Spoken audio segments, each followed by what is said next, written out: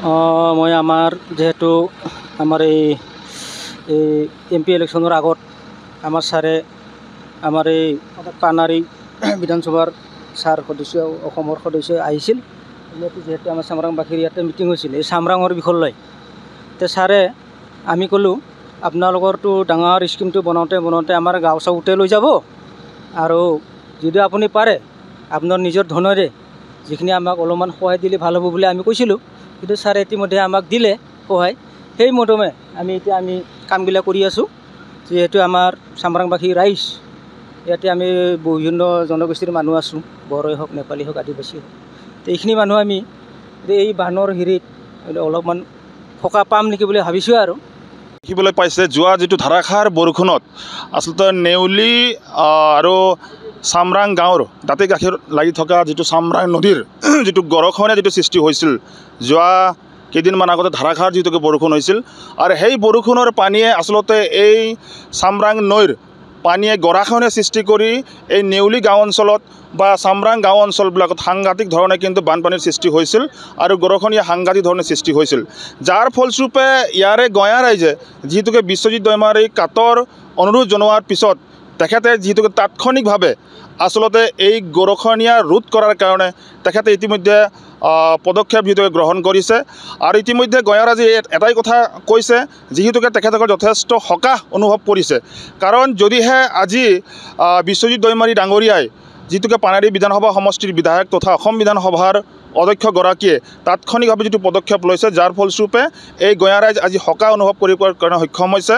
নহ'লে আচলতে এই যিটো নেউলী যিটো গাঁও আছে বা চামৰাং যিটো গাঁও আছে, এই গাঁৱত আচলতে প্লাবিত হৈ বানপানীয়ে সাংঘাতিক ধৰণে কিন্তু গৰাখহনীয়া সৃষ্টি কৰিলে হয়, আৰু খেতি পথাৰ কিন্তু সাংঘাতিক ধৰণে নষ্ট কৰিলে হয়।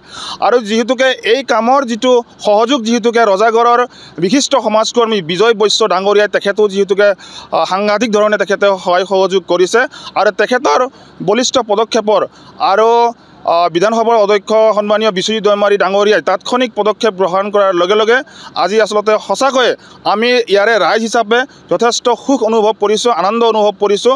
আমি আৰু ধন্যবাদ জ্ঞাপন কৰিছোঁ তেখেতে যিহেতুকে নিজৰ যিটো গাঁঠিৰ ধনেৰে তেখেতে যিহেতুকে ধন খৰচ কৰি এই যিহেতুকে মথাউৰি নিৰ্মাণ কৰাৰ কাৰণে বা গৰাখহনীয়া যিটো ৰোধ কৰাৰ কাৰণে যিখিনি পদক্ষেপ লৈছে, আচলতে আমি শলাগ ল'বলগীয়া হৈছে তেখেতক। আৰু এটাই ধন্যবাদ জ্ঞাপন কৰিছোঁ, অনাগত দিনত যাতে এই যিটো গৰাখহনীয়া ৰোধ কৰাৰ ক্ষেত্ৰত যাতে ভাল যাতে মথাউৰি নিৰ্মাণ কৰাৰ কাৰণে যাতে চৰকাৰে যাতে পদক্ষেপ লয়, বিধানসভাৰ অধ্যক্ষ সন্মানীয় বিশ্বজিৎ দৈমাৰীয়ে যাতে পদক্ষেপ লয়, তাৰ কাৰণে আমি অনুৰোধ জনাইছোঁ। ভূটান সীমান্তৱৰ্তী ওদালগুৰি জিলাৰ অন্তৰ্গত চামৰাং নদীৰ মাজত আছোঁ। এতিয়া কথাটো হৈছে, যেতিয়া বানপানী আহে তেতিয়া চামৰাং নদীৰ ইফালে থকা যিটো মাথাউৰি আছে, মাথাউৰিটো বানপানীয়ে বছৰে বছৰে বুৰাই দিয়ে। তাৰ ফলত কি হয়, চামৰাং নেউলী গোটেই গাঁওবাসী বানৰ ত্ৰাসত পৰে। আচলতে বিধানসভাৰ অধ্যক্ষ সন্মানীয় বিশ্বজিৎ দৈমাৰী ডাঙৰীয়াদেৱে যি এই মাথাউৰি নিৰ্মাণ কৰি ৰাইজক বানপানীৰ পৰা সকাহ দিবৰ বাবে যি বলিষ্ঠ পদক্ষেপ গ্ৰহণ কৰিছে, এই পদক্ষেপক মই আচলতে আন্তৰিকভাৱে ধন্যবাদ জ্ঞাপন কৰিছোঁ। আৰু ইয়াৰ স্থানীয় ৰাইজসকলেও ইয়াক আন্তৰিক হিচাপে ধন্যবাদ জ্ঞাপন কৰিছে তেখেতলৈ।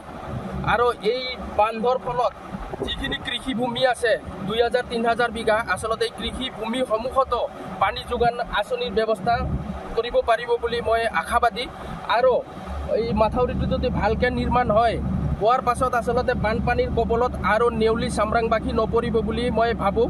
তো সদশেষত আকৌ সন্মানীয় অধ্যক্ষগৰাকীক মই আন্তৰিকভাৱে ধন্যবাদ জ্ঞাপন কৰিছোঁ এই বলিষ্ঠ পদক্ষেপ গ্ৰহণ কৰাৰ বাবে।